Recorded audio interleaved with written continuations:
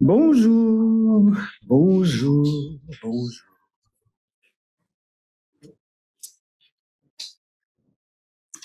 Alors, bienvenue à cette deuxième journée de colloque. Je reconnais plusieurs des visages qui étaient là hier et quelques nouveaux visages. Nous sommes si heureuses de vous accueillir. Alors, hier, c'était une journée où vous étiez là, la plupart intense et généreuse et fertile en pratique, en réflexion. Ça se continue aujourd'hui. Je me suis réveillé avec des mots de Pat B. Allen dans la tête ce matin. Pat B. Allen, qui est une artiste, une plasticienne, une artiste visuelle et une art thérapeute américaine que j'aime beaucoup. Elle disait, faire de l'art est une façon de ramener l'âme dans notre vie. L'âme, et on pourrait remplacer toujours le mot âme par art, l'âme est la place où le désordre de la vie est tolérable, où les émotions animent l'histoire de la vie, où les histoires, les récits existent. L'âme, l'art, est la place où nous faisons le plein, où nous pouvons faire l'expérience de nos jardins intérieurs, mais aussi des cimetières. L'art est une façon de savoir qui on est. L'art est une façon de connaître.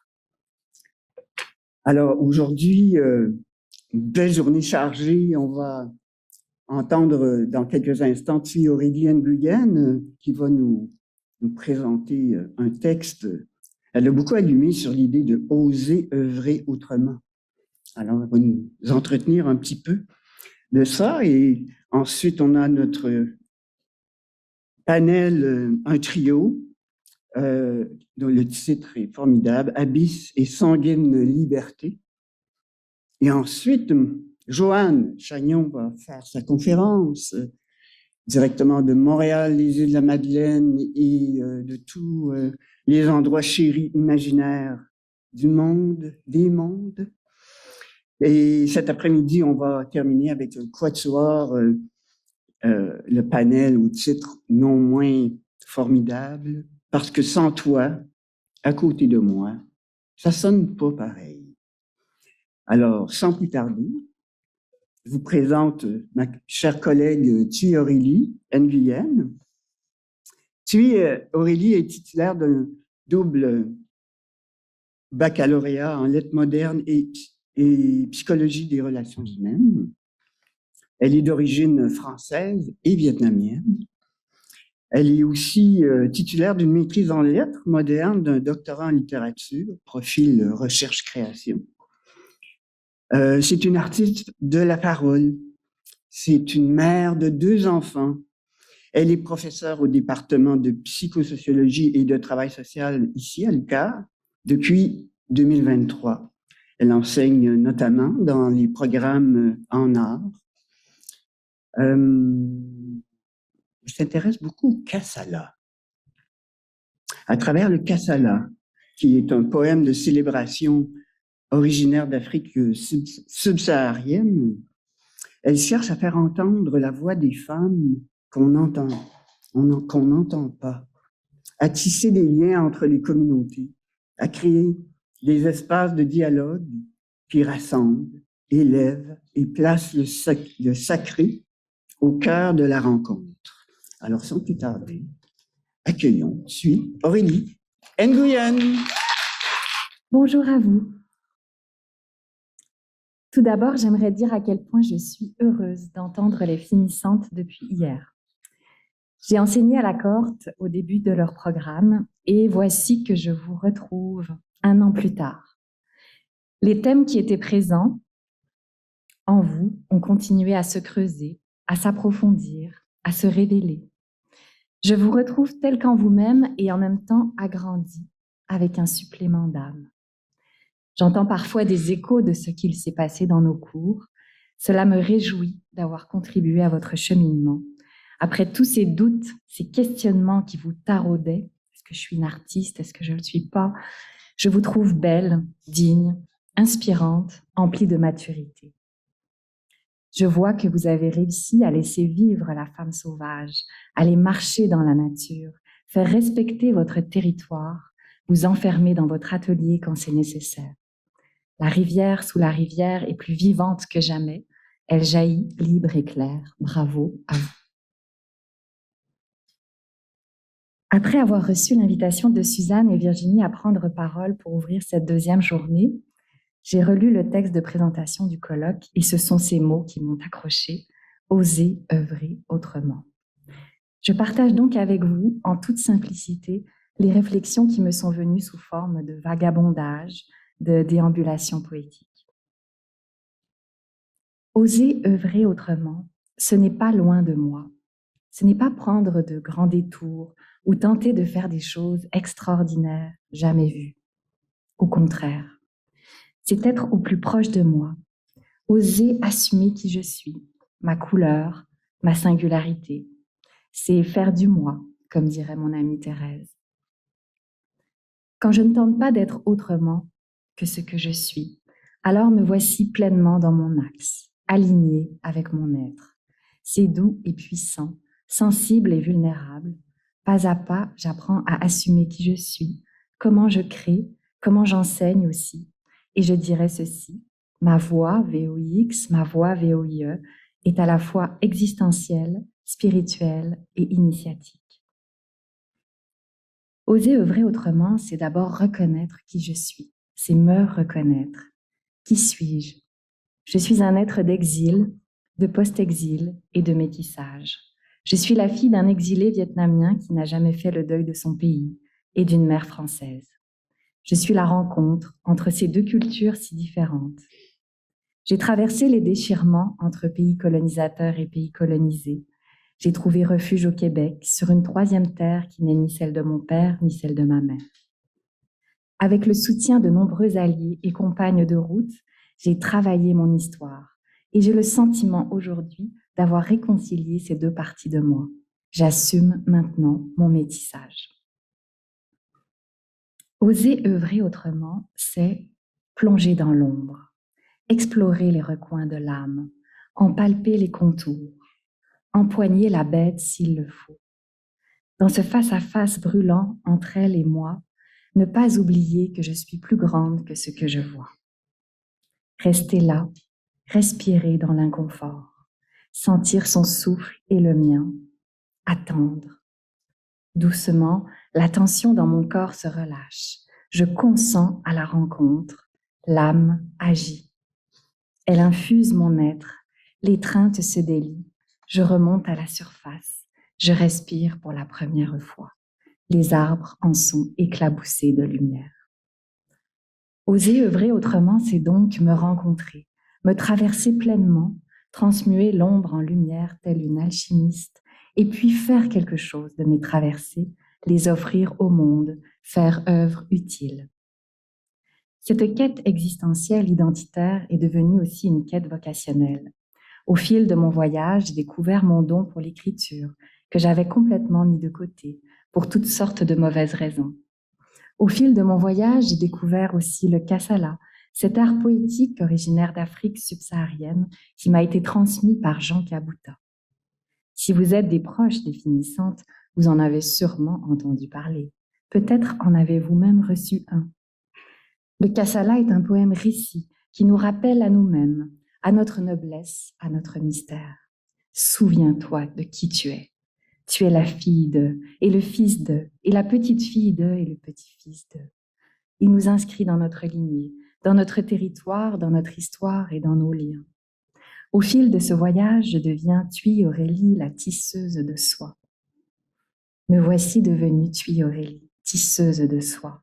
Par mes mots, je tisse des fils souples et élastiques qui relient les êtres ensemble et les sortent de l'isolement. Mes mots magiques, alchimiques, renouent les filiations rompues, rétablissent les arbres généalogiques, les liens d'amour blessés à l'horizontale et à la verticale.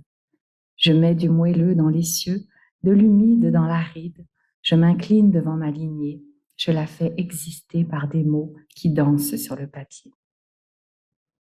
Oser œuvrer autrement, c'est pour moi assumer mon métissage et la vocation à laquelle il m'appelle, celle de rassembler, d'ouvrir des espaces de dialogue et des espaces de paix dans notre monde qui en a tant besoin.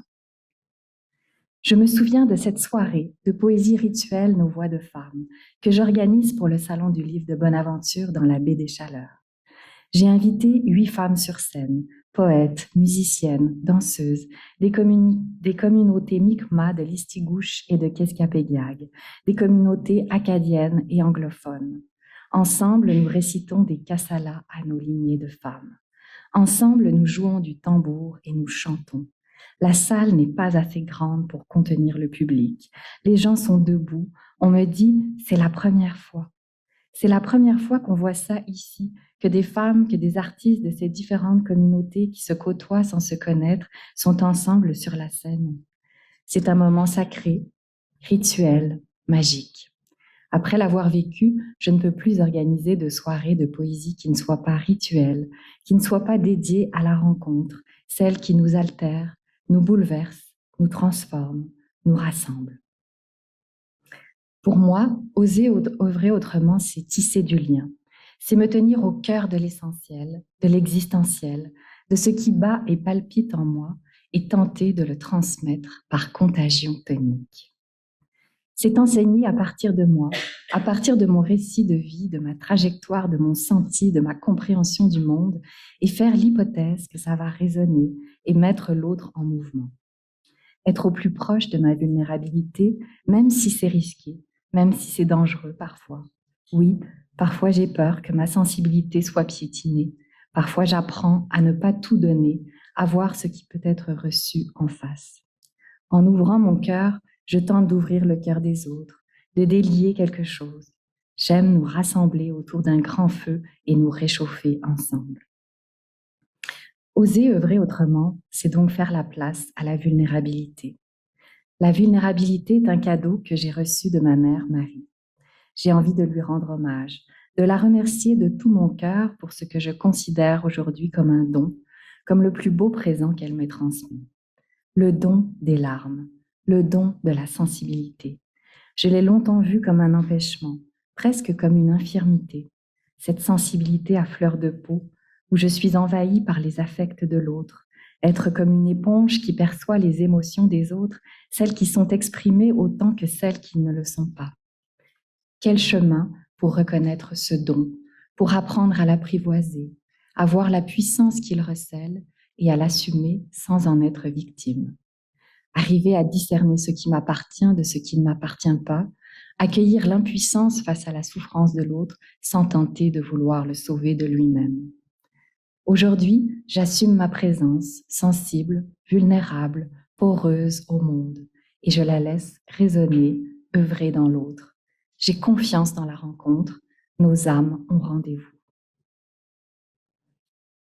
Je me souviens de ce moment où je récite un kassala pour mon père, Wang Dip, lors de la soirée de poésie pour le Centre culturel vietnamien à Montréal. C'est ma première rencontre avec la communauté vietnamienne de Montréal. Vont-ils m'accepter, moi qui me sens toujours entre deux chaises, moi qui ne sais pas parler vietnamien et qui peine à prononcer mon nom? Toujours cette peur. Je lis le kassala de Ba, Ba qui veut dire papa en vietnamien. J'ai l'habitude de lire mes kassalas en public. Je prends le temps, j'habite ma parole. Je suis sur la fin de mon texte quand soudain, au moment où j'apparais en mon nom propre, au moment où je prononce « Je suis heureuse d'être ta fille métisse, ta fille réconciliée entre le nord et le sud, entre l'est et l'ouest », ma voix se brise.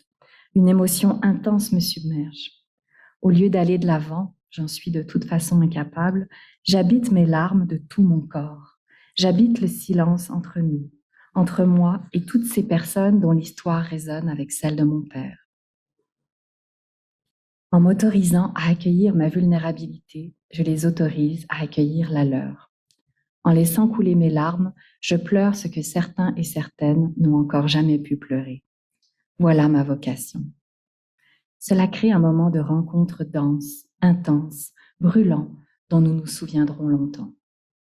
Quand les échanges avec le public commencent, je m'autorise à revenir sur cette émotion, à parler sans savoir ce que je vais en dire, pour la déplier, pour donner le temps à chacun et chacune de regarder en soi et de bercer, de consoler la blessure de l'exil. Puis, je leur demande comment ils ont reçu mon texte, comment ça a résonné dans leur histoire. Il y a cette femme qui se lève, un peu plus jeune que mon père, et qui prend parole. Elle raconte son départ, sa traversée. Des frissons parcourent mon corps. À ce moment précis, j'ai le sentiment d'accomplir ma mission. Par la suite, je ne pourrai jamais atteindre le buffet si appétissant, tant les gens viennent me voir pour me remercier, pour se confier. Ma parole a ouvert une brèche dans leur cœur. Pour finir, je dirais que je suis docteur S-lettres, et je prends cette responsabilité très au sérieux. J'écris pour soigner, pour guérir les blessures de l'âme, transmuer la souffrance en joie, alléger le monde et non l'alourdir, l'enluminer plutôt que l'obscurcir davantage. Je sens la responsabilité éthique et politique de soigner par les mots.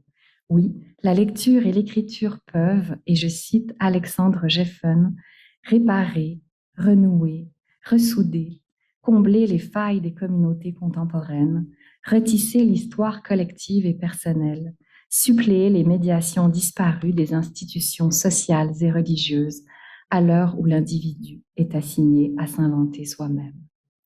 En tant que métisse, je sens l'intime responsabilité d'être pagode qui élève, pont qui relie, selon les mots du poète franco-chinois François Cheng. À vous, chère finissante, je souhaite d'être au plus proche de votre musique, à l'écoute de vos marées intérieures, que celle-ci soit joyeuse, triste, intense ou sauvage. Je vous souhaite de faire de votre vie une œuvre d'art, de continuer à vous sculpter, à vous ciseler patiemment, avec dans vos poches le don des larmes et le cadeau de la vulnérabilité. Merci. Wow! Grand merci, tu Aurélie, pour cet incroyable texte. Merci.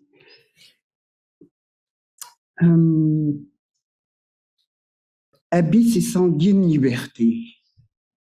Quand j'ai pris connaissance des présentations de ce trio, j'ai pensé, c'est encore des mots de Daniel Boutet qui me revenaient.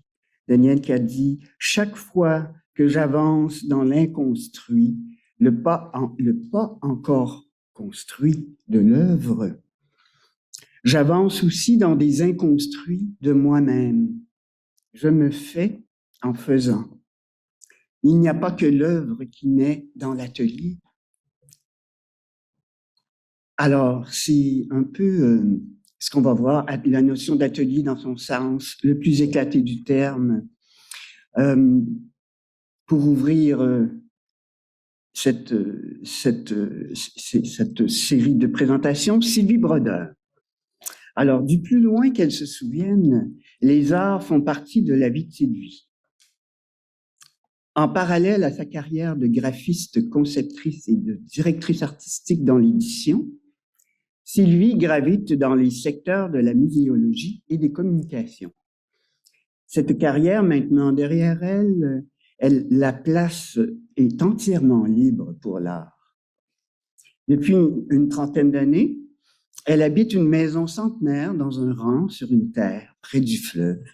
Son espace de vie, elle le parcourt, le marche, le contemple dans ses moindres recoins. Elle est lui et il est elle.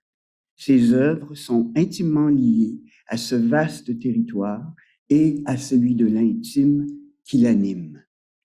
À propos de sa présentation, assembler les fragments de territoire morcelé, Sylvie nous dit ceci. À partir du territoire géographique que j'habite, près du fleuve, et celui de l'intime, meurtri par des événements marquants survenus durant l'enfance et l'adolescence, je considère mes parts d'ombre pour m'en libérer. Je tisse ces fragments faits de lumière et d'obscurité, je les entremêle. Ce faisant, je répare, cicatrice, colmate les fissures, rapièce les morceaux. J'opère un devoir de mémoire en créant un univers témoin de l'invisible. Ce territoire de l'intime, teinté de blessures dont je veux m'affranchir, se métamorphose en allié dans la reconnaissance de ma singularité. Mon œuvrement est un acte de reconstruction de soi et de liberté. Accueillons Sylvie Brodeur. Alors, bienvenue dans mon monde et je vous remercie d'être tous et toutes là ce matin. Abysse et sanguine liberté, assembler les fragments de territoire morcelés. Jouez avec vos âmes, oubliez la perfection. Il y a une fissure en chaque chose, c'est ainsi que la lumière peut rentrer. Leonard Cohen. Aujourd'hui, je suis arrivée à une intersection. Quand je me suis inscrite au programme, je n'étais pas certaine de savoir dans quoi je m'embarquais. Je redoutais d'aller dans ma zone d'ombre. Je savais que je devrais franchir un pas, ouvrir une porte et m'aventurer dans le méandre de mon atelier intérieur. Il fallait que je crève l'abcès pour avancer. Un grand travail sur moi m'attendait. Je le repoussais depuis longtemps. Je pensais avoir enterré tout ça. Mais non, suffisait de gratter un peu pour me rendre compte que je devais y plonger pour me libérer.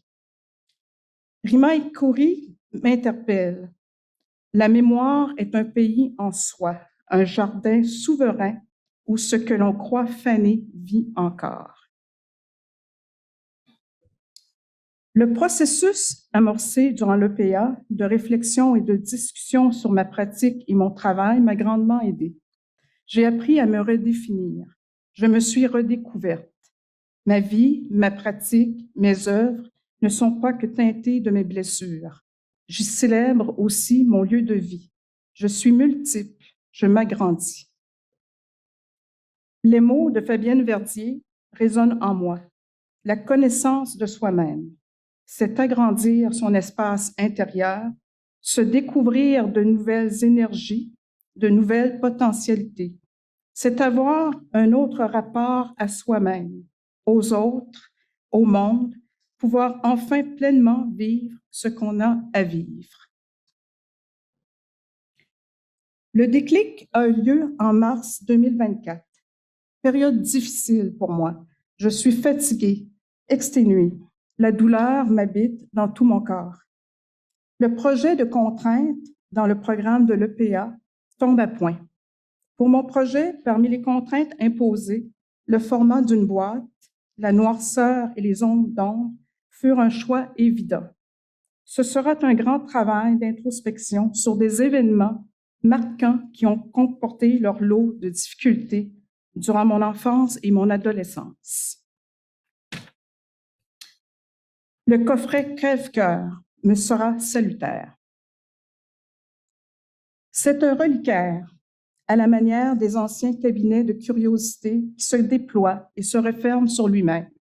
Mes blessures et mes cicatrices y sont étalées sur 6 petits tableaux déposés à l'intérieur de ce précieux écrin.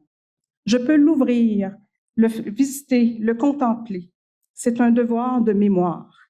Je me déleste dans un lieu sûr que j'ai créé du poids de mes abysses. Crève-cœur marque une étape. Tous mes tourments y sont enfermés. Tout y est dit. Comme l'écrivait Nathalie Platt, il y a de ces œuvres qui parlent de nous mieux que nous le ferons jamais. Et c'est en cela qu'elles sont des chocs. En ce qui me concerne, je dirais que cette œuvre a été une onde de choc.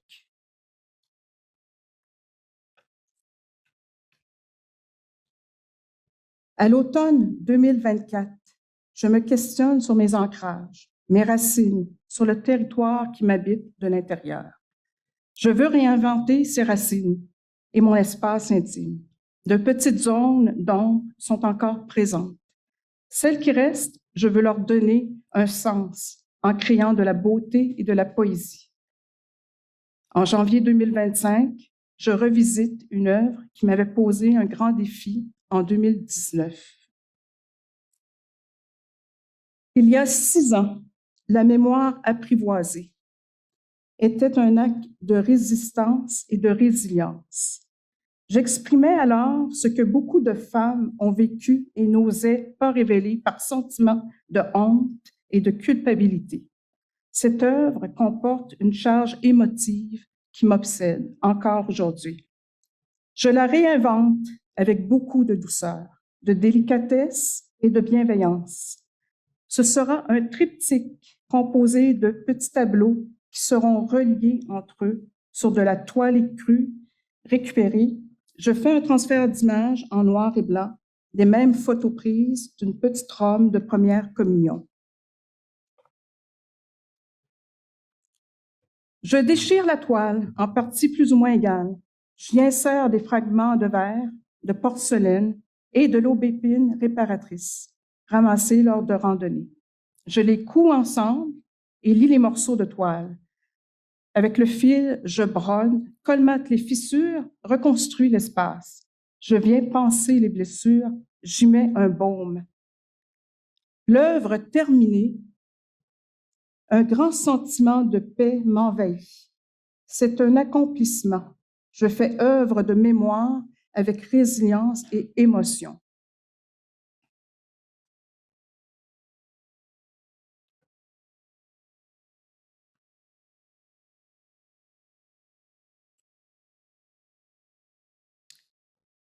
Je suis une guerrière.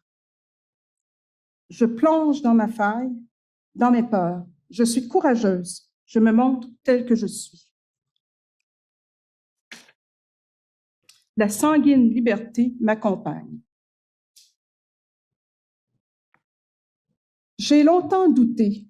Jusqu'où pouvais-je m'exposer? Jusqu'où les événements de ma vie doivent-ils être présents dans mon propos?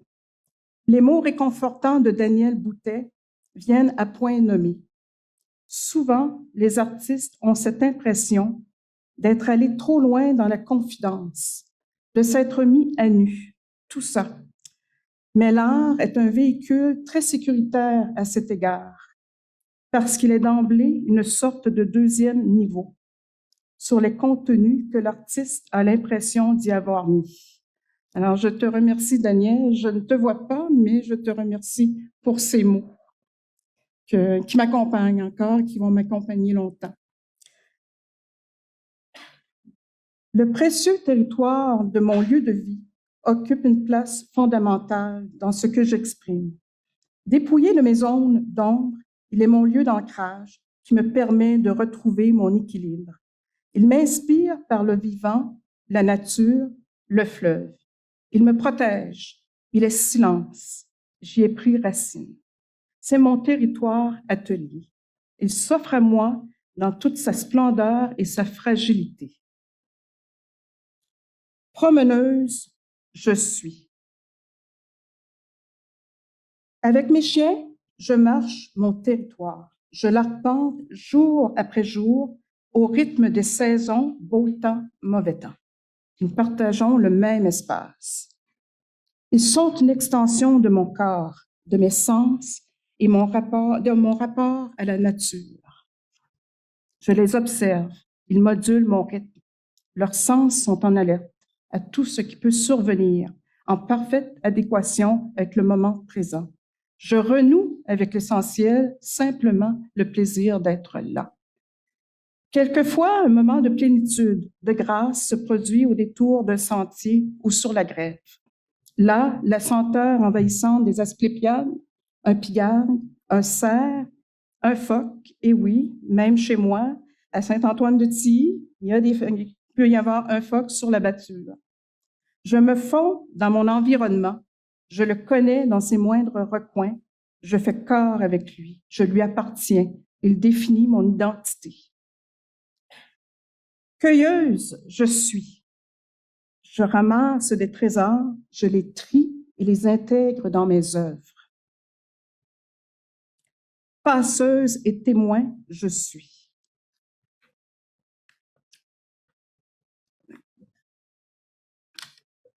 De toute cette beauté qui m'entoure, je me mets à son diapason, je la respire, je l'écoute, je l'épie.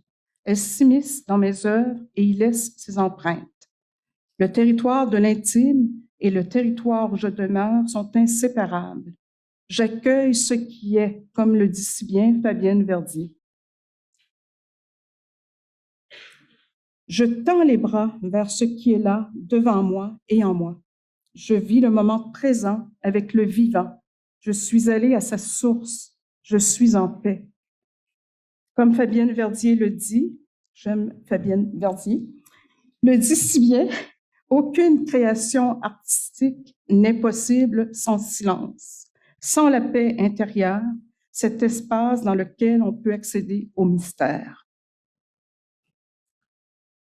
En février 2025, je décide de créer de petites œuvres dans un carnet Moleskine qui traîne chez moi dans mon atelier. Ce sera mon carnet de bord.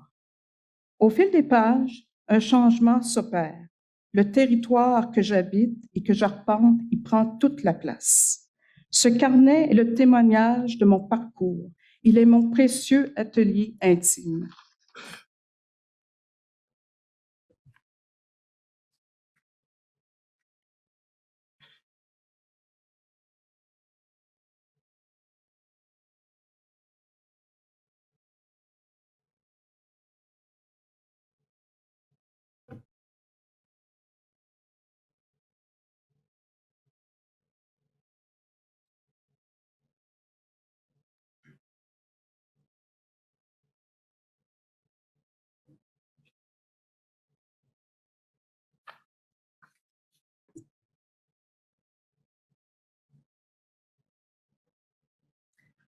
Au fil des ans, des ateliers et de ma pratique, j'ai élaboré un vocabulaire.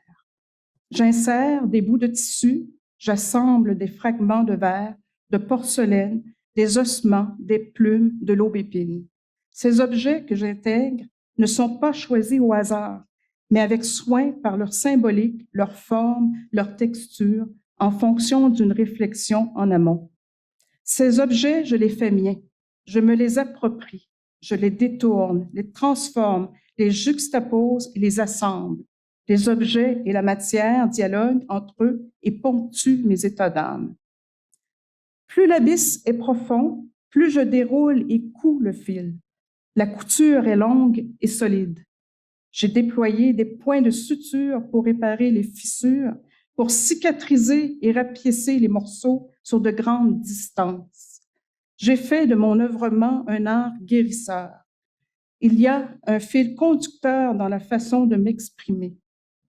Un langage inscrit au plus profond de mon être, de mon corps et qui demeure. Le fil, aujourd'hui, je le connais. Je le maîtrise. Je le vois comme une forme de graffiti. C'est un matériau riche qui apporte des nuances à mon travail par sa tension, sa couleur, sa grosseur, les billes de verre que j'y insère. Je l'entrelace, je le fais se croiser, je le brode. Il me sert de trame, de soutien pour les éléments, les noue ensemble. Fil invisible et visible qui perce l'épaisseur du papier ou de la toile. C'est un geste répétitif et méditatif. Il est le lien entre mon inconscient et ce que je raconte dans mon œuvre. J'utilise des flocons de feuilles d'or et de l'acrylique or pour souligner et renforcer la cicatrisation et la réparation, à la manière du kintsugi, cet art japonais consistant à réparer la porcelaine brisée en appliquant de l'or sur les fêlures. Les blessures y sont sublimées par les empreintes des cicatrices qui sont apparentes et soulignées, témoins des écueils qu'on a traversés. Les fissures sont colmatées et les fragments sont assemblés, mais les brèches demeurent visibles. J'y vois une reconnaissance de ma fragilité et de ma vulnérabilité. Elles sont là, invisibles, mais visibles.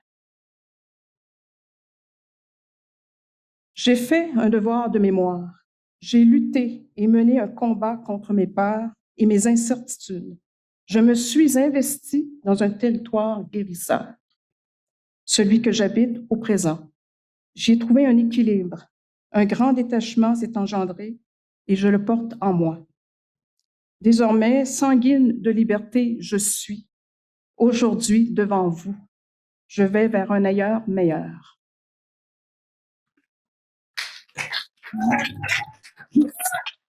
Bravo, bravo. Merci. Bonjour. Merci beaucoup, Sylvie, pour cette magnifique présentation. Alors, vous étiez là hier, la plupart, vous savez que nous attendons avec joie et impatience vos commentaires, vos résonances, vos questions, y compris les étudiantes de la cohorte qui terminent cette année. Vous avez le droit de poser des questions. Alors, merci Sylvie. C'est tellement extraordinaire de voir ton travail en grand, C'est ça. n'est-ce pas? Alors, comment tu te sens, là? Libérée. Non, je me sens bien. En fait, je pense que le pire, c'était il y a 2 semaines. Alors, je pense que ça a bien été. Alors oui, je suis contente. Je suis vraiment contente. C'est Parce que vraiment. je sais, ma chère Sylvie, que tu m'en as glissé un mot à quelques reprises cet hiver. L'écriture, c'était pas précisément ta tasse de thé. Non, Alors, j'en ai dit un mot à Daniel aussi. ouais, Je vais écrire, mais... Ben, je lirais ma question peut-être justement, il y a un avant EPA, il y a un après EPA, il y a surtout un maintenant. Alors, voudrais-tu me parler peut-être de comment cette pratique d'écriture-là, tu as pu la développer dans le programme ou qu'est-ce que tu aurais dit? En fait, ma pratique d'écriture, elle est un peu déficiente, à mon grand regret.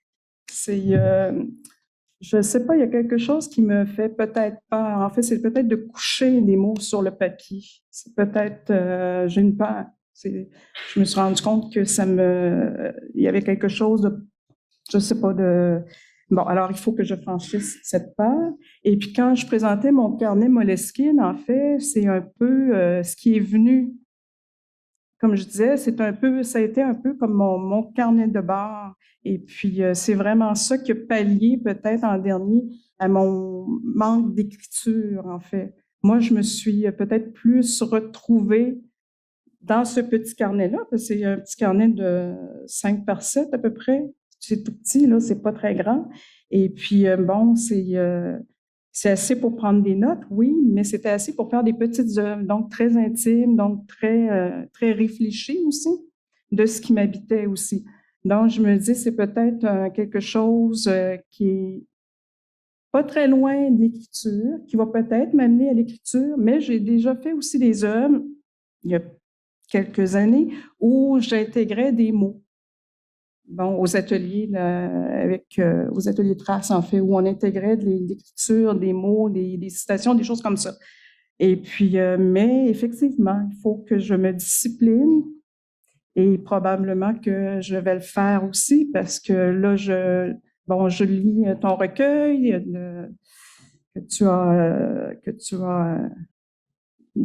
je perds mes mots, en fait, le recueil avec Madame Chagnon.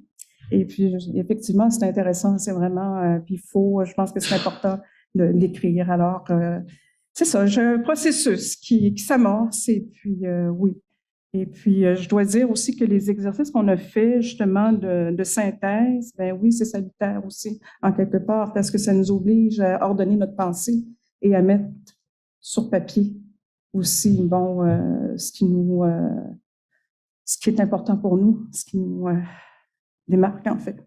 Alors, c'est ça. Alors, mais je suis pas une écrivaine, mais en tout cas, mais ça va venir. Ça va venir, c'est ça.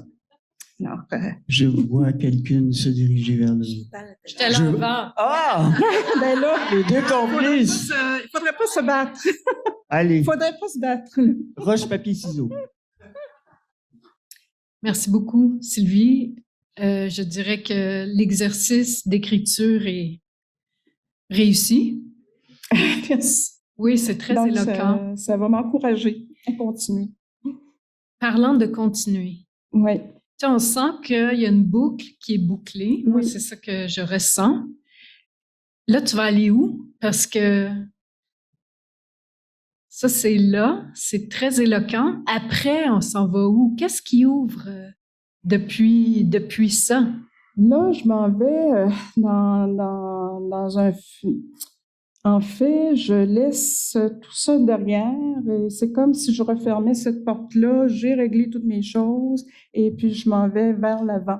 Donc, ce qui va compter, c'est là maintenant. Alors, c'est ça. Et puis, oui, je vais continuer. Là, j'essaie de trouver des nouvelles façons de faire, des nouvelles, d'intégrer sans tout modifier mon travail. Alors, probablement d'intégrer Là, je travaillais beaucoup sur papier. Probablement que je vais travailler sur toile. Tu vois, j'ai intégré des transferts d'images, bon, des photos que j'avais déjà prises auparavant.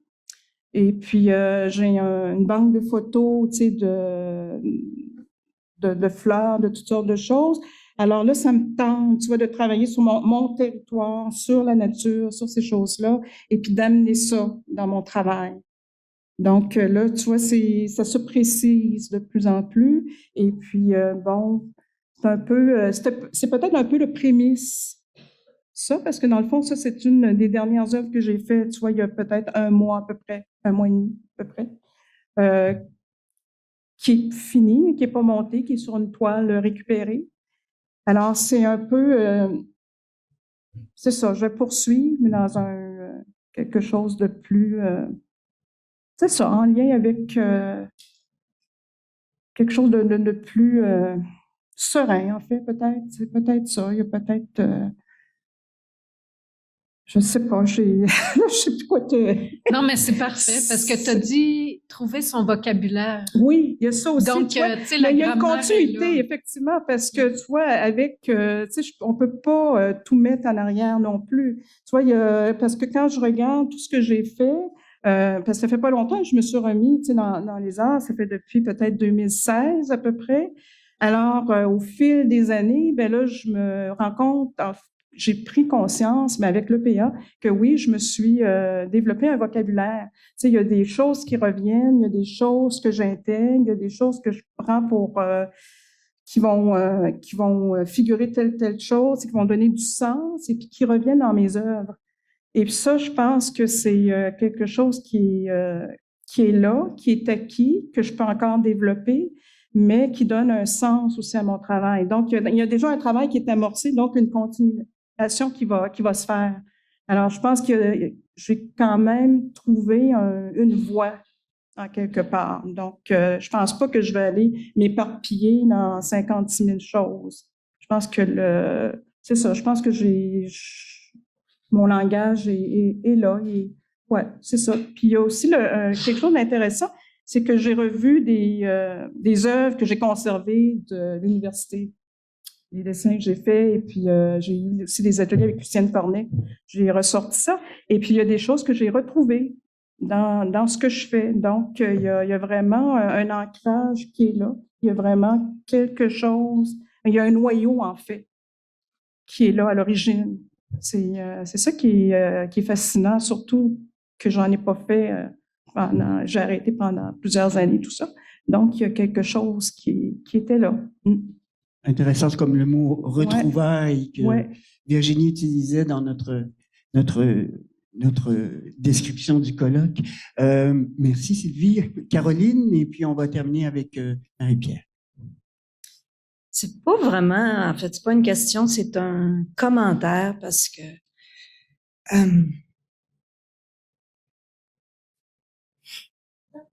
prends ton temps.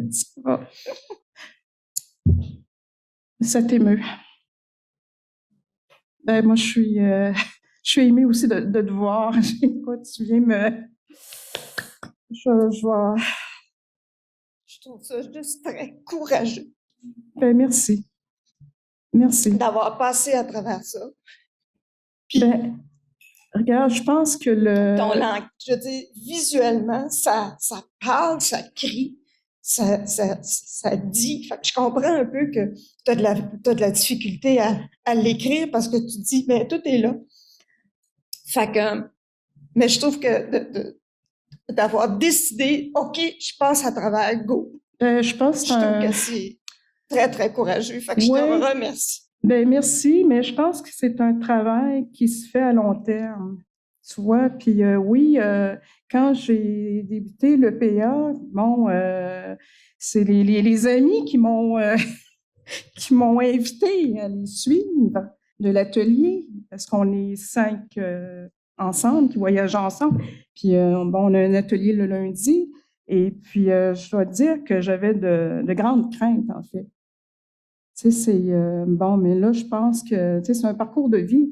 Tu sais, je pense que là, je suis rendue là, et puis je pense que le PA m'a aidé beaucoup. Daniel m'a aidé beaucoup. Tu sais, c'est bon, Suzanne, Virginie Thuy, tu sais, je pense qu'en plus, je pense qu'effectivement, les dialogues qu'on a eus entre nous autres et le groupe, tu sais, je pense qu'il y a une sororité, tu sais, dans le groupe. Tu sais, moi, j'ai jamais vécu ça, tu sais, même en milieu de travail, n'importe où. J'ai jamais vécu une aussi grande complicité, ou en tout cas, d'avoir un groupe aussi bienveillant, aussi, tu sais, puis on est toutes différentes, dans quelque part, on a toutes quelque chose, un lien entre nous. Tu sais, c'est cette découverte-là, je pense, qui m'a fait que dire, bon, ben là, faut y aller, puis je suis rendue là, puis il faut que je me libère, et puis il faut, donc, c'est ça. Est-ce que c'est un acte de courage? Je sais pas. Je pense que c'est une question d'être rendu là. Bravo. C'est ça. C'est un travail d'une vie, hein. C'est ce que je me dis. Merci. On va terminer avec Marie-Pierre. Oui, très brièvement pour... Moi, c'était plus un commentaire. T'écris bien. Ben, merci. Fait que je poursuis. Le fil, tu le connais. Oui. Il peut prendre sa matérialité par le fil qui répare. Oui. Mais ton fil d'écriture, tu l'as. Fait que fais confiance merci, à ça. Ça me touche. Puis, dans le geste réparateur de la couture ou de l'assemblage, il y a de multiples portes qui peuvent s'ouvrir. Oui. Je pense que ton jeu ou ton exploration peut t'amener vraiment dans des endroits, puis je vais rester très attentive à la suite. Merci. Merci beaucoup. Alors, allez-y. Oui. Un petit mot juste pour m'infiltrer dans une de tes fissures. Oui. J'ai beaucoup apprécié tout ton cheminement, tes états d'âme à travers le travail que tu fais avec la matière et avec les mots. Et moi, j'aime beaucoup jouer avec les mots. Alors, je me suis dit de la culture de Sylvie, on s'en va vers une sylviculture, et de la brodeur, on s'en va vers la brodeuse. Exactement. Mais merci Jean-Marie. Je t'embrasse. Sur ce bon mot, merci beaucoup Sylvie. Caroline Lay. Caroline est originaire de Montréal, installée au Saguenay depuis de nombreuses années. Elle habite son territoire au lac Kanougamie, les pieds dans le trèfle et le granit, respirant sa terre pour s'en imprégner et la partager. Après un bac en scénographie à l'Université de Concordia en 1989, elle travaille dans le milieu du cinéma et de la scène comme scénographe et coordonnatrice d'événements culturels. Caroline est détentrice d'une maîtrise en arts interdisciplinaires de l'Université du Québec à Chicoutimi et elle enseigne au département Arts et technologies des médias du Cégep de Jonquière pendant 25 ans. Caroline poursuit sa pratique artistique de façon autotélique. À propos de sa présentation, le tracé d'une quête, Caroline nous dit ceci. Je suis femme kayak, femme des bois, femme dragon, et je raconte les espaces poétiques de mon parcours. Mon environnement naturel est la source de ma pratique. Je crée à travers les arbres, au grand vent, avec les substances qui s'y trouvent. Je cherche l'équilibre dans les contrastes. J'entre en dialogue avec les matières. J'harmonise les contraires. La figure du dragon s'invite depuis longtemps dans mon art. Il s'impose par sa symbolique, sa puissance et son ondulation. Il incarne ma quête de transformation intérieure. Comment rendre tangible le vide qui transcende une souffrance? L'ondoiement du dragon sera le gardien, la voix, le souffle qui crache le feu. Accueillons Caroline Lahaye. Je suis le dragon. Je suis dragon. Je suis mon dragon. J'ai décidé de t'incarner pour te percer. Comprendre qui tu es, toi qui t'es manifesté de façon récurrente tout au long de ma vie. Tu sais que tu es intimidant, puissant. Alors t'interpréter n'est pas évident.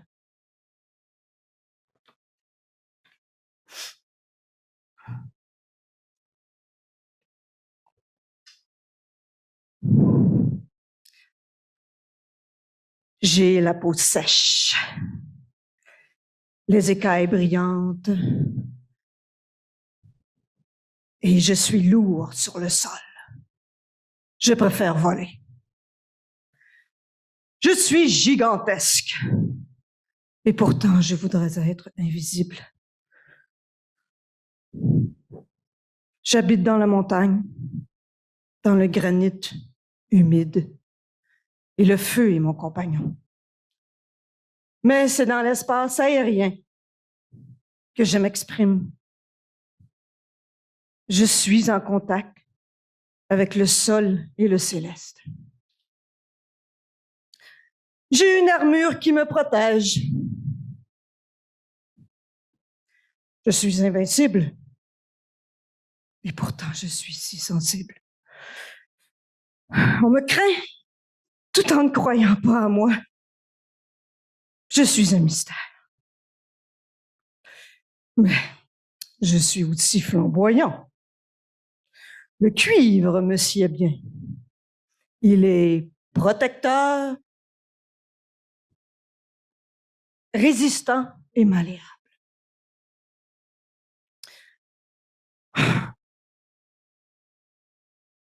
Tu exiges tant de moi. Je n'ai que faire de tout ce poids. Je ne suis qu'un canal et non une voie de connaissance. Je suis un guide pour défricher, mais je ne conçois pas la destination. Je ne te promets rien, car je n'existe pas. Je suis illusion. Mais je suis aussi énergie pour t'aider à trouver ton parcours. Je suis un guide. Je suis ton lien entre les escales. J'ondoie sur la voie.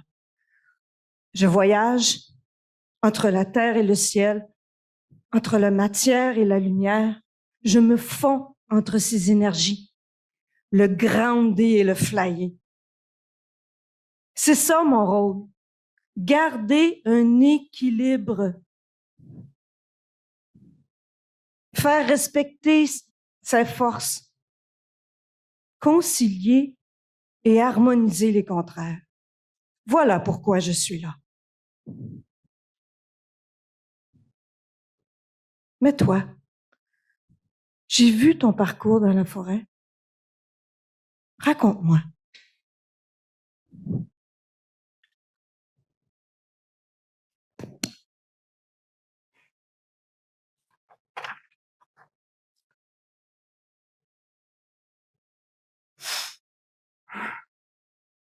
Le dragon, je l'ai toujours dans la peau, mais je n'ai pas ses pouvoirs. Je voudrais tant fusionner avec lui.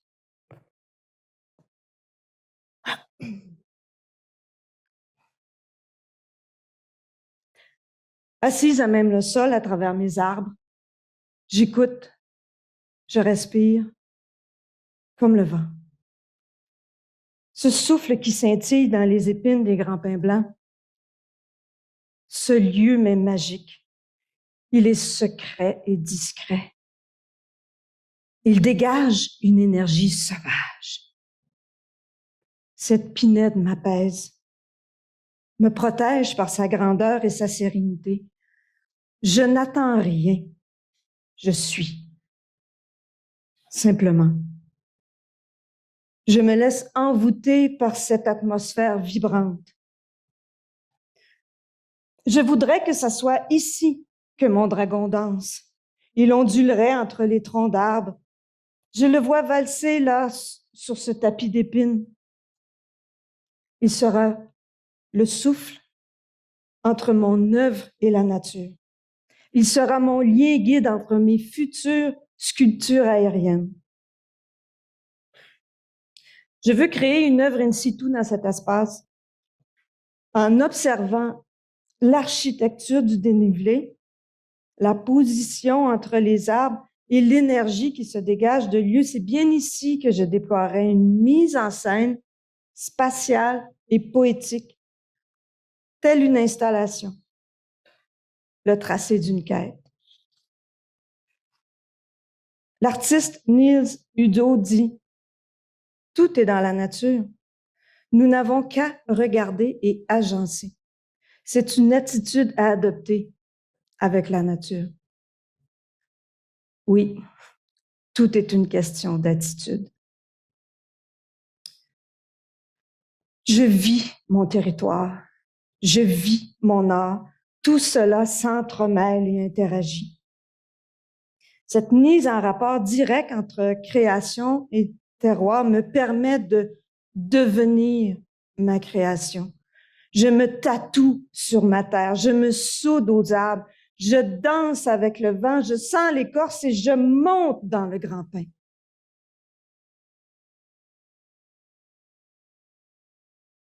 Le chaud et le froid. Harmoniser les contraires. Le corps et l'esprit. Unifier leur fougue.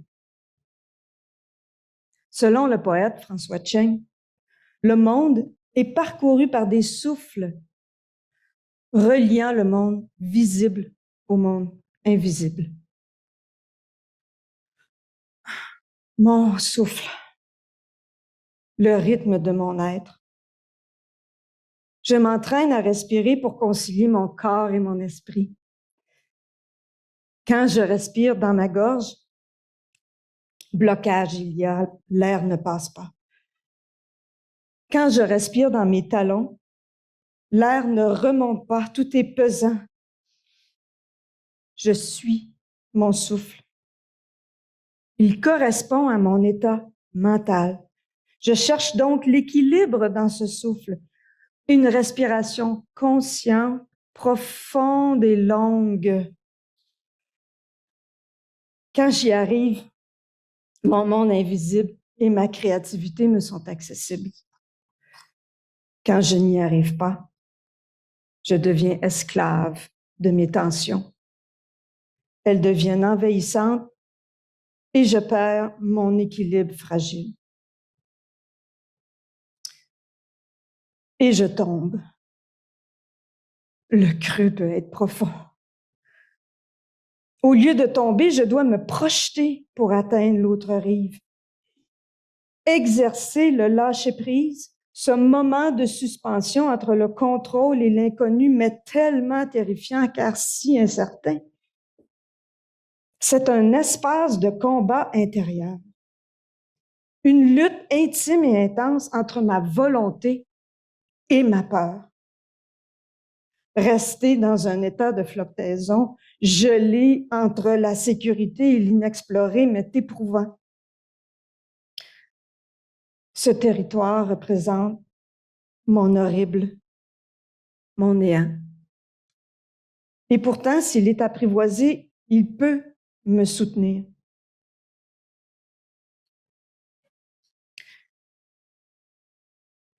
Le Tao est une avenue à expérimenter ce détachement avec calme.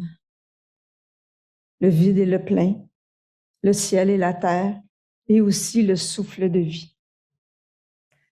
On voit ici la maquette de mon interprétation du Tao, cette dualité entre ma volonté et ma peur. Atteindre le vide, cet état d'esprit vers la plénitude, Ce vide totalement plein, plein de soi, c'est l'antithèse de l'angoisse. Pas facile à atteindre. Il demande concentration et silence. Ma respiration, mon souffle est mon conduit vers son cœur. Le dragon qui s'impose encore avec son souffle de feu interprète étroitement ces concepts.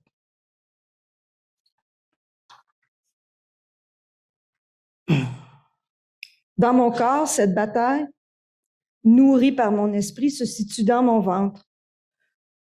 Mon ventre est le siège de mon âme. Le lieu de toutes mes tensions, de toutes mes peurs, c'est ma grotte, c'est mon antre. Lieu sensible, hautement inflammable. Lieu où les pensées négatives partent en vrille dans un mouvement chaotique. Ce mouvement se transforme en vortex et se creuse un passage vers mon intérieur abyssal. Je tombe dans un trou noir. J'ai perdu pied. C'est ici que le concept du vide doit être atteint. C'est ici que je dois stopper le train et imposer mon silence. Mais comment?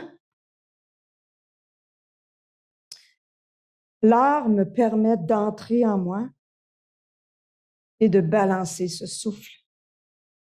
Cet équilibre fragile devient ma quête. Voilà mon invisible. Maintenant, comment traduire cela dans un parcours visible? Antonin Artaud dit « L'art, c'est montrer son esprit ». C'est ce que je tente de faire ici.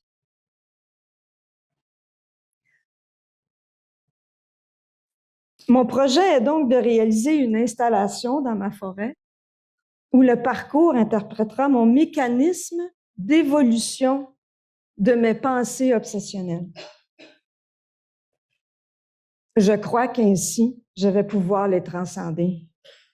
Espérons. Le tracé d'une quête que vous voyez ici en dessin est composé de 3 étapes et d'une ligne qui les relie. Par contre, cette ligne-là n'est pas sur ces dessins. J'ai donc d'abord procédé par la construction de ces 3 étapes à l'aide de maquettes.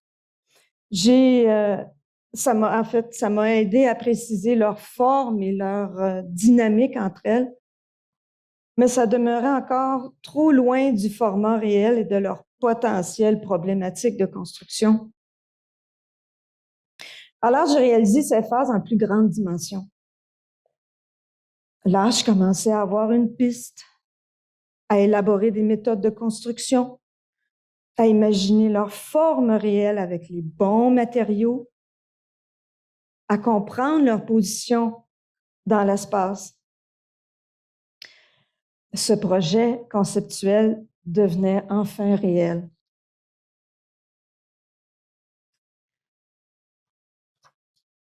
Je me suis inspirée de mes grands mobiles que j'élabore dans mon atelier. Ces éléments en suspension faits de bois et de cuivre flottent dans l'espace et rappellent justement le moment de lâcher prise. Il me restait à imaginer le lien qui relie ces 3 étapes, l'ondoiement du dragon, mon guide.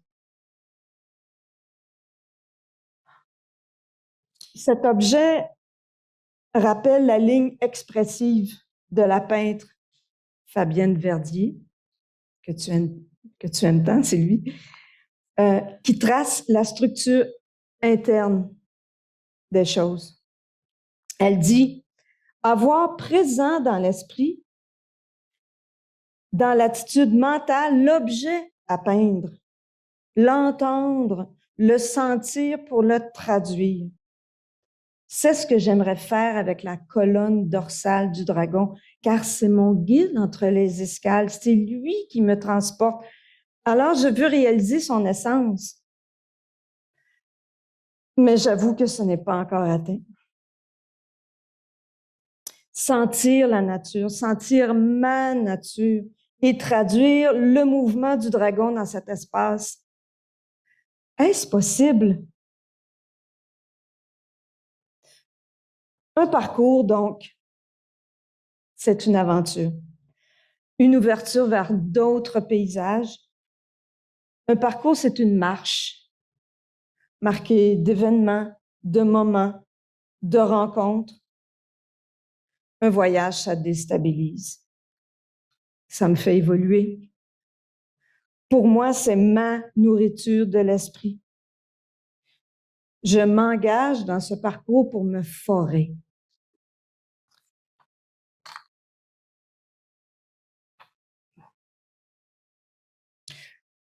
Me voici dans mes ateliers à commencer à construire mes escales. Donc, j'assemble les pièces, je les teste, je réajuste, j'organise. Je suis enfin consciente dans ce processus. Être dans la réalisation des œuvres, c'est mon bien-être. Travailler dehors, dans l'in situ, affronter la température, suspendre les éléments dans les airs avec le sol en pente, impose plusieurs défis. Puis j'aime ça. L'installation prend forme. Le point de départ, l'œil du dragon. Ce regard qui juge d'un œil inflexible. Un regard exigeant. Mon regard sur mon comportement, mes jugements. Doute sur mes capacités à montrer mon esprit.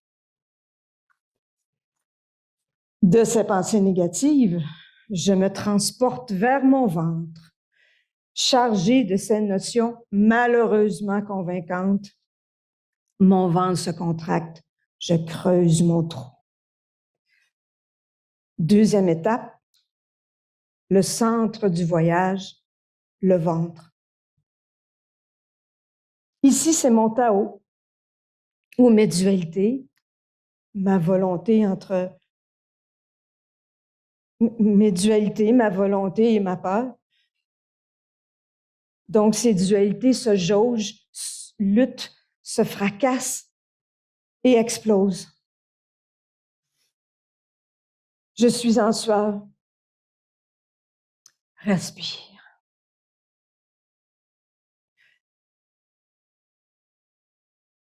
Troisième étape, l'impact du parcours, la queue. Réussir de sortir du vortex est un exploit. Je retrouve l'ondoiement de la queue du dragon et c'est d'une telle grâce, la queue souple, le corps agile, respirant la liberté. Enfin, le détachement de tout ce chaos. C'est l'envol vers le céleste. Je plane, je suis libre.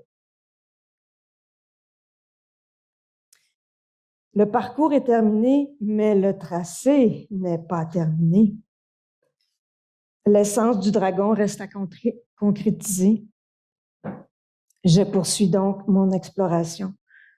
C'est un projet à long terme. Cette recherche-création m'a chamboulée. D'abord, pour avoir osé me dévoiler, risquer de m'ouvrir face à mes tensions et mes convictions, et surtout pour tenter de les transcender. Ce parcours assimilé, je n'aurai plus besoin de guide pour passer d'une étape à l'autre. Les pouvoirs du dragon me sont intégrés. Il est évident que ma quête existentielle et mon chemin artistique se tiennent la main, se parlent et s'influencent. Je suis femme kayak, femme des bois, femme dragon. Le dragon arrive et repart aussi rapidement. Bravo, Caroline, pour ce grand accomplissement. Vraiment, merci cette présentation. J'ai hâte d'aller me promener dans ton parcours. À shake. Je te laisse retrouver ton souffle. Je vous invite pour commentaires, résonances. Je vois déjà Mélissa se lever d'un bond. Oui. On m'entend-tu? Oui. OK. J'ai un commentaire, Caro. J'avais pas vu ta présentation il y a 2 semaines. Et puis, j'ai envie de te dire bravo. Je suis vraiment touchée par l'assurance. Le dragon, je me rappelle une fois, tu l'as questionné, tu l'as même remis en question dans son importance pour toi. Puis, j'en reviens pas du travail fait, les escales dans la forêt, tout ce déploiement-là qui passe du figuratif à une forme d'abstraction puis de déconstruction du dragon. Puis c'est vraiment touchant de te voir assumer, puis cette posture-là est vraiment importante. Je vois l'évolution de... En tout cas, je suis pleinement ravie de ça. Je trouve ça fabuleux de te voir sur scène aujourd'hui avec, Merci. avec ton dragon. Maintenant, c'est toi, femme dragon. Bravo. Bravo, Merci, Caro. c'était pas évident.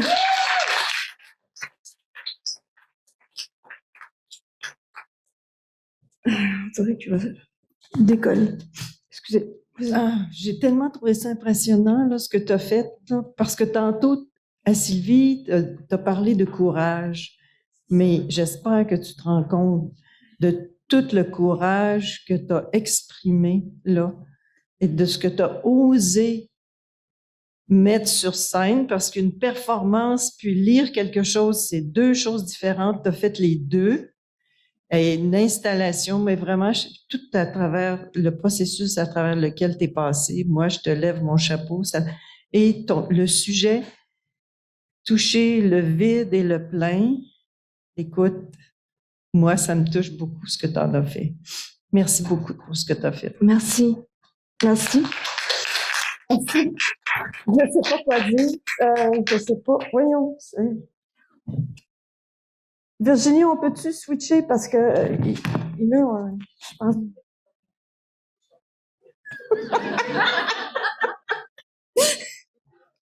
Fait que c'est beau? Oui. OK, merci. Chère Caroline, Bonjour. femme dragon, Marilyn, fille de Marilyn, merci infiniment. Le ventre, c'est un lieu hautement inflammable. Oui.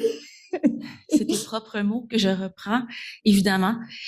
Il y a tellement de matière.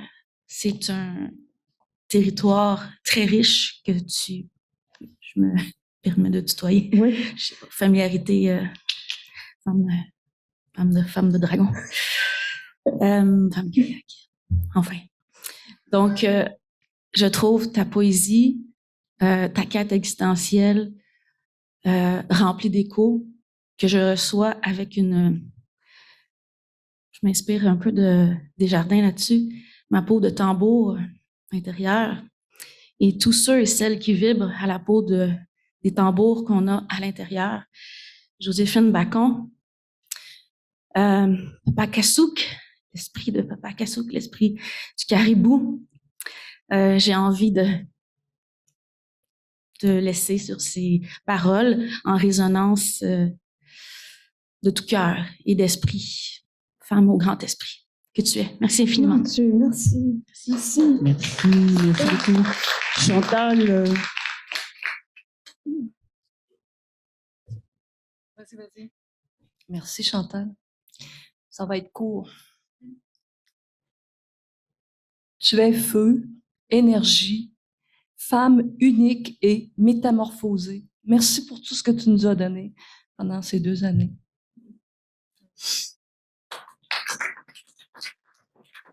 Merci, France. Chantal?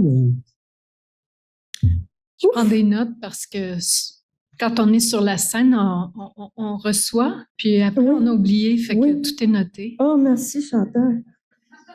Parce que là, je suis dans un état second, là. Hein? Tu peux compter sur moi. Je sais. Il s'est passé quelque chose d'important en ce moment. Puis, moi, on dirait que je suis tournée vers, OK, la prochaine étape. Puis, ma question, ce serait donc, quel est ton don?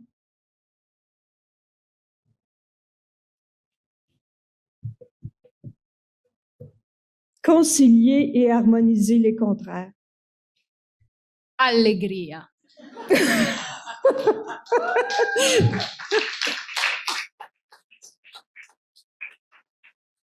Chère Caroline, est-ce le temps de te poser cette question que tu m'as dit, pose-moi-la pas, mais pose-moi-la? Tu vois, les contraires. Voilà, c'est une preuve. Alors, dans l'esprit des questions d'hier aussi, il y a eu un avant EPA, un pendant EPA, et un maintenant et un après EPA. Mais quand tu es arrivé à EPA et le déroulement dans ce programme, qu'est-ce qui te vient à l'esprit maintenant? Une très grande évolution. Moi, je suis arrivée en EPA, puis j'étais une petite fourmi. Je marchais en dessous des tapis. Puis, une des premières, des premières choses, le premier travail qu'on avait à faire, c'est de présenter une œuvre que l'on dit réussie, que l'on considère, nous, réussie. Et j'avais présenté le dragon que vous avez vu en première diapo. Mais il était extérieur à moi. Je le présentais. Et qui le présentait? Ben, j'incarnais une sorcière. La sorcière qui protégeait le dragon. Et le dragon, il n'était pas capable de s'envoler. Il était dans sa grotte humide, puis il restait là. Fait que c'était ça la présentation. Puis moi, je pensais que ça y est, parce que, tu sais, il est récurrent dans ma vie, là. Il est apparu sous différentes formes depuis 30 ans, là. Puis c'est pas parce que, tu sais, je connais rien, là, aux animaux préhistoriques, là, tu sais, entre autres. Bref. Moi, je pensais que le problème était réglé. J'avais présenté mon dragon. Merci. Mais là, tu sais comment est-ce que c'est dans le PA? On creuse, on creuse, on creuse. Non, non, non, non. Fait que là, bon, ben là, le dragon est revenu. Là, il peut pas revenir, là. C'est pourquoi qu'il revient. Fait que là, j'ai dit, ben, hein? 1 + 1 = 2. Donc, allez-y, fusionne-toi, essaie de te fusionner avec le dragon. Puis, je trouve que c'est une bête féroce, difficile à dompter. Puis, est-ce que je l'ai réussi? Je le sais pas, parce que je pense pas que c'est quelque chose que tu fais une fois, puis c'est fait. Je pense que c'est quelque chose que tu apprivoises. Donc, voilà, je suis sur cette quête-là. Voilà. Puis le parcours, je tiens à le terminer parce que moi, j'ai tout fait ça cette session-ci, fait que puis tu sais, j'ai appris à souder, j'ai appris à tout ça, c'était comme un peu des nouveaux matériaux, fait que j'étais en gros processus. Hein? Voilà. À suivre. À Un suivre. grand merci. Caroline Lahaye. Kalima.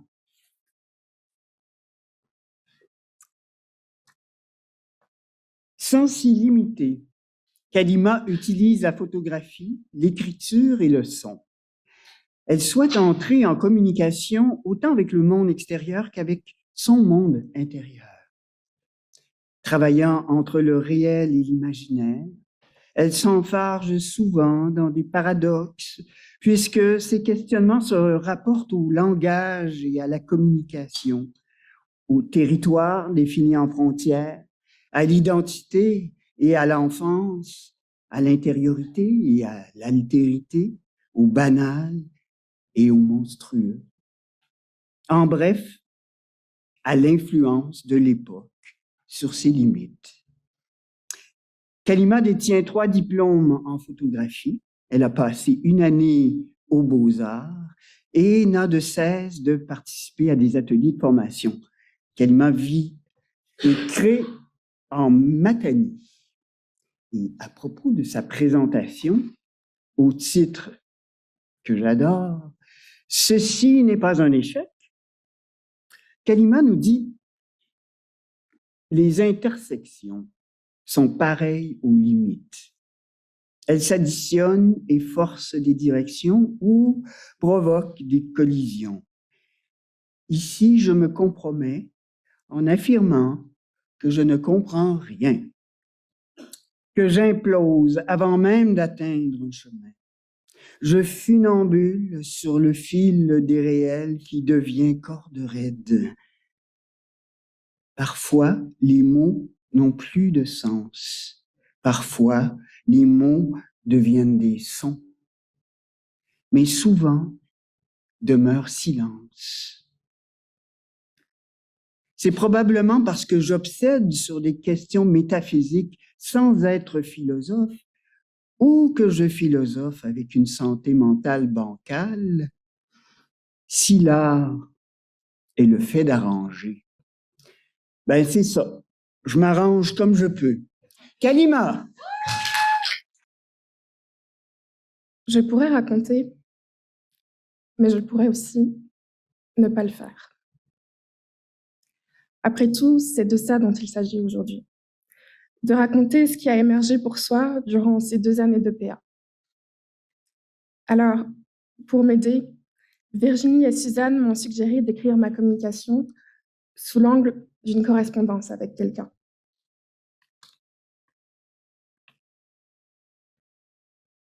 Je me suis dit que je pourrais essayer ce conseil de tes 2 collègues et continuer, faire ma communication de manière un peu détournée, comme pour mon premier devoir. Je sais qu'on doit s'adresser à tout le public, mais bon, je payais à personne, même pas à moi-même. Par exemple, il m'est arrivé plus d'une fois de m'établir des protocoles pour débuter des projets de création, pour me rassurer, pour réfléchir, puis finalement, les laisser de côté. Je crois que j'aime jouer seulement si je peux modifier un peu les règles ou carrément les oublier.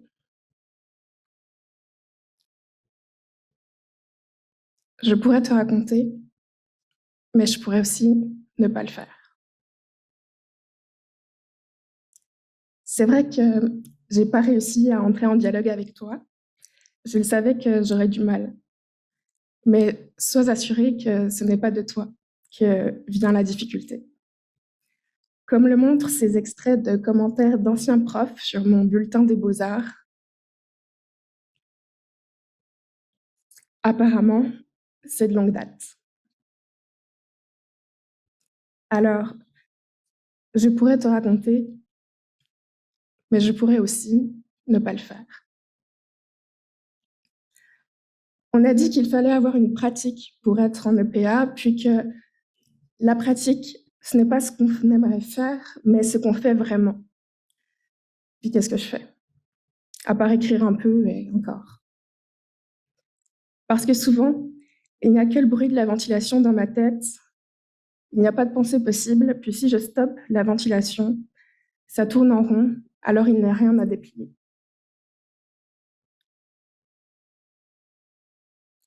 Je pourrais te raconter, mais je pourrais aussi ne pas le faire de toute façon. Qu'est-ce que ça veut dire, les mots? Dans un mot, il y a un continuum de sens et on n'est jamais sûr d'être à la même place. C'est aussi une affaire d'intensité. Derrière un mot, son continuum de sens, il y a des degrés d'intensité. Ce serait plus simple si nos potentiomètres étaient visibles. On serait des tables de mixage sur 2 pattes prête à osciller de façon complémentaire. Mais on vacille, même en bégayant, on se déclenche mutuellement. C'est compliqué, le langage. Ce qui est certain, c'est que celui qui construit des prisons s'exprime moins bien que celui qui construit la liberté. Un jour, j'ai entendu quelqu'un ou quelqu'une dire « On passe notre temps à mal communiquer ». Alors pourquoi j'en rajouterais? Pour dire ma vérité? Quelle vérité? Celle que je vais dire? Celle que je crois dire? Celle que vous avez envie d'entendre? Celle qui sera retenue?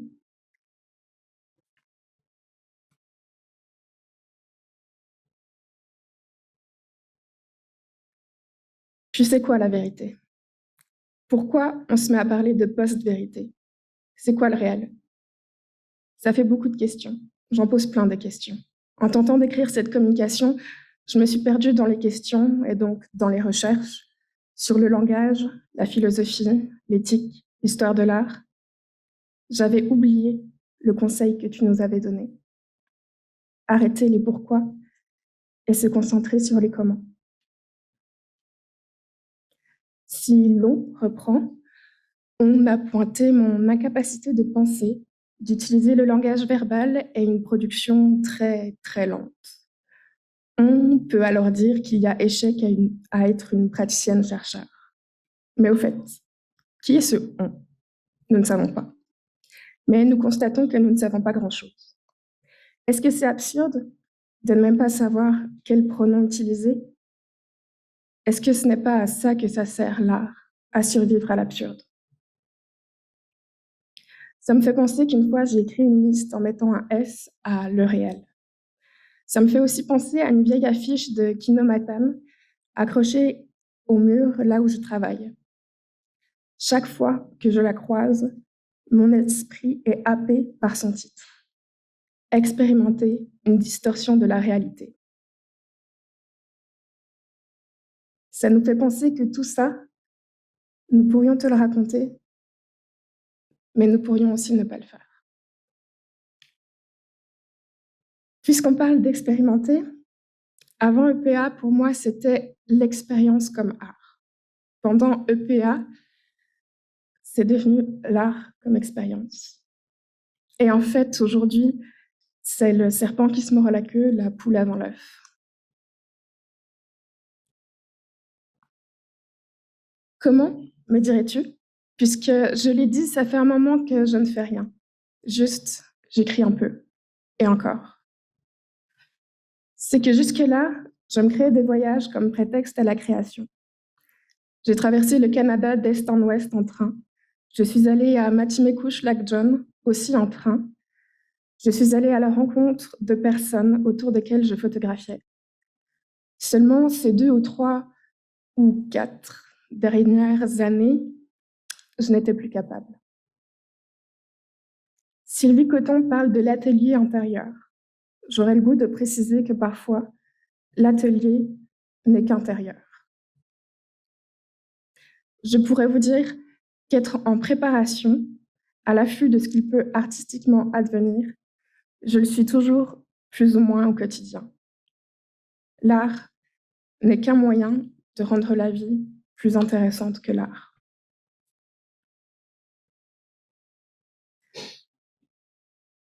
Je pourrais raconter, mais je pourrais aussi ne pas le faire.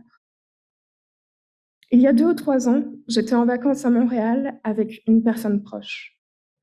Cette personne était souvent désarmée face à mon manque de communication. Nous marchions en direction d'un arrêt de bus, et là, un oiseau s'est fait rouler dessus, écrasé. On l'a vu toutes les 2. Un événement, somme toute, banal à notre époque, n'est-ce pas? La personne avec moi était touchée par cet événement et savait que je l'étais aussi. Nous étions arrivés à l'arrêt de bus et je ne disais rien. La personne m'a reproché mon mutisme et elle avait raison. À défaut de m'exprimer, j'aurais au moins pu être un soutien émotionnel pour elle. Mais il y avait tellement trop pour moi que je n'étais capable de rien. Juste d'avancer sur le pilote automatique. Des mois plus tard, peut-être même l'année suivante, j'ai presque rien fait. J'ai juste écrit un petit texte en me remémorant l'oiseau, comment il s'est fait écraser. Je me risquerais à dire que ces quelques lignes sont nées à la mort de cet oiseau. Que je ne disais rien parce que mon cerveau était en train de processer sans que j'en ai encore entièrement conscience. Qu'un jour, il a déposé ça tout seul dans mon carnet d'écriture où il y a des petits bouts de phrases. Puis à force de bouts de phrases, j'ai vu un fil rouge, sur lequel j'ai décidé de tirer quand ma main n'écrit pas. Quand ma main n'écrit pas toute seule. Et c'est souvent. Mon cerveau doit manquer de mémoire vive pour processer tous les microdrames que je vis, que j'interprète, que j'intercepte, que j'invente. Mais pourquoi j'écris? Puisque la communication avec sujet, verbe, complément m'est si difficile.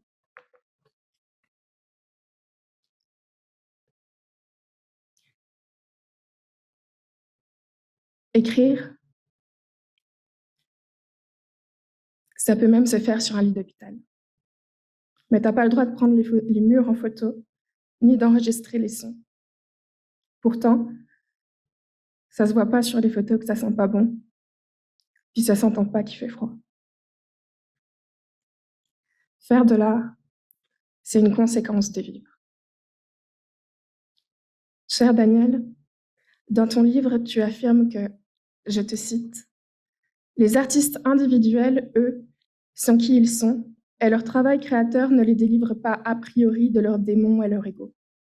Ils sont pris comme tout le monde dans leur besoin de validation et de reconnaissance.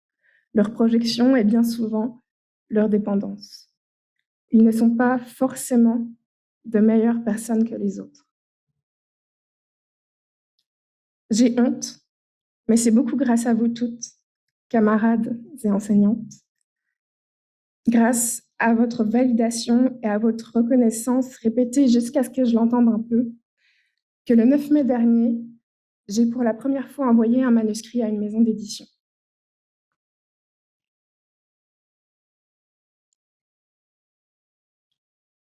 J'espère qu'il sera publié parce que j'ai besoin d'avoir les moyens de continuer à écrire, à photographier, à installer, à faire du son, à être dans la création parce que je n'arrive pas à me satisfaire du quotidien. Pierre Bertrand l'explique dans l'éloge de la fragilité. Ce n'est pas que l'homme trouve des réponses dans la création, mais la création est la réponse. Réponse temporaire, à reprendre constamment car la création est une solution vivante, donc en acte, en train d'avoir lieu. La vie ne peut se reposer sur une création qui a eu lieu. Un créateur ne peut se satisfaire de ce qu'il a accompli, aussi grandiose cela fût-il, car la seule chose qui compte est la création en train de se faire. C'est en elle seulement qu'il y arrive.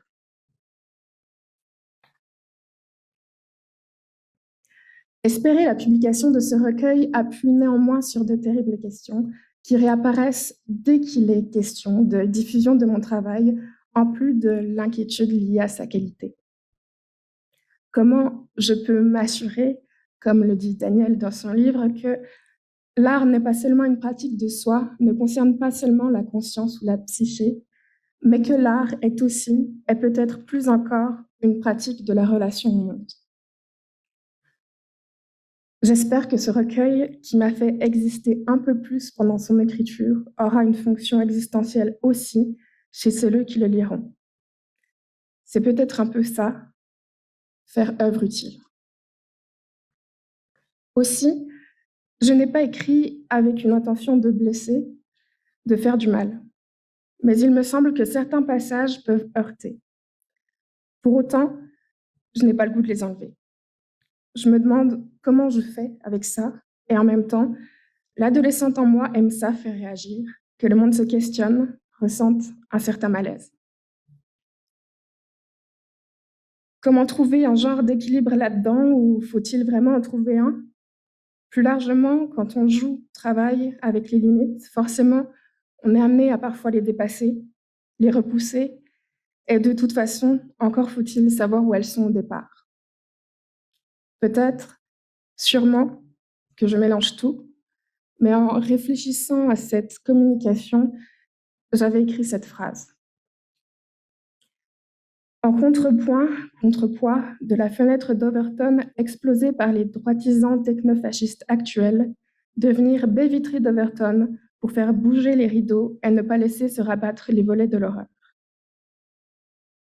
Dans le livre « L'art moderne et l'invention de soi », Nicolas Bourriaud cite Gordon Matta Clark en disant que l'état de l'art correspond point par point à l'état de liberté dans notre société et que la tâche de l'artiste réside dans ses percées décisives vers le corps social.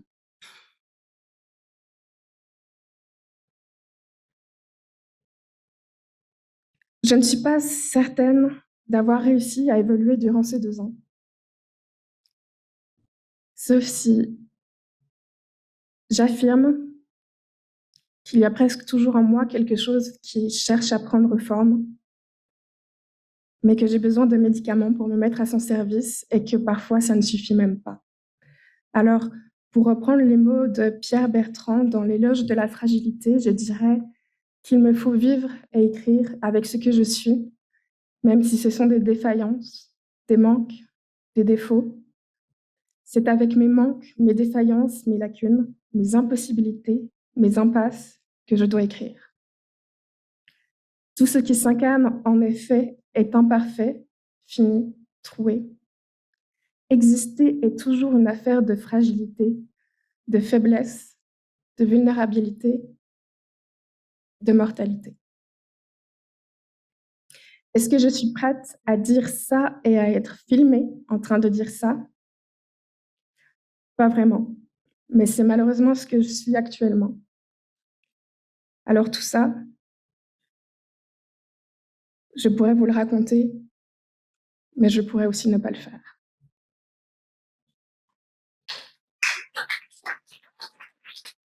Kalima.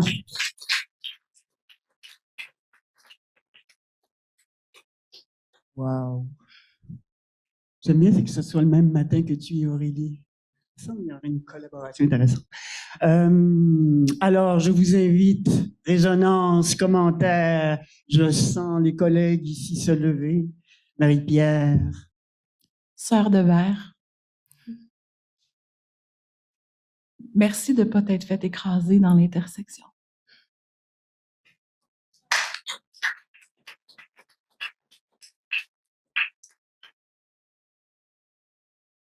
Kalima. Papillon. Femme mystère. Femme qui me touche. Femme sensible. Tu as créé une percée décisive en moi.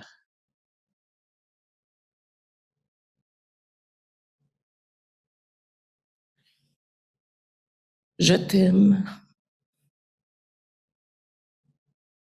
J'espère que la vie sera bonne pour toi. Merci.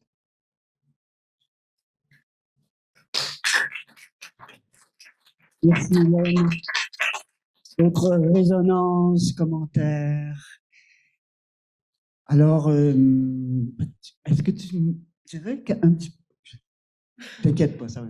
Quelques mots sur cette publication que tu as envoyée, donc photos, poésie, juste quelques mots un petit peu plus sur cette œuvre. Oui. Non, en fait, c'est juste des écrits. Il y a juste la couverture qui est une photographie. Puis, c'était pas fait, là. Je l'ai envoyé à une maison d'édition, mais j'ai pas de retour, fait que vous emballez pas. Mais oui, puis le titre est un hommage à la poétesse Huguette Collin. Et je sais pas quoi dire de plus. D'accord. Est-ce que... Ah, je vois Patrick qui s'approche. Bonjour, Kalima. Merci d'écrire comme tu écris. il y a vraiment quelque chose, en tout cas, qui s'est passé pour moi là, pendant ta présentation. J'avais l'impression que d'une certaine façon, que cette correspondance m'était destinée. C'était vraiment touchant. Puis en fait, j'ai résonné vraiment fort parce que j'ai comme l'impression que moi aussi, ben, en tout cas, je vais inférer que l'écriture, le fait d'écrire pour écrire, t'as fait beaucoup de bien. Puis en tout cas, merci d'avoir décidé de partager le doute, de peut-être nous raconter tout ça ou pas.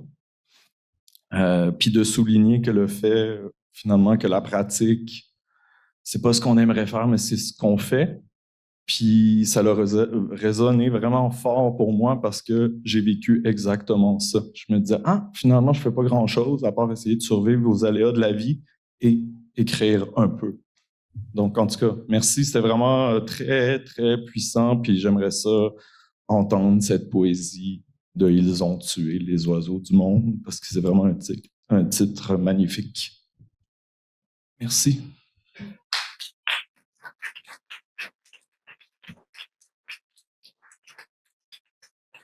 Merci, Kalima, d'être allée jusqu'au bout, de l'avoir fait. Parce que il y a vraiment juste toi qui peut dire tout ce que tu as dit. C'est unique. Merci beaucoup.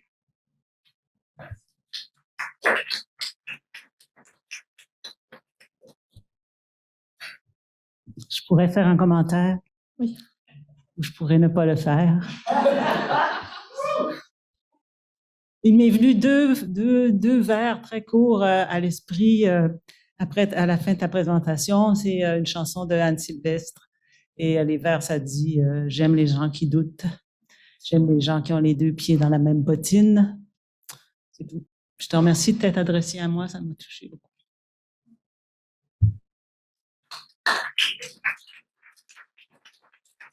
Merci.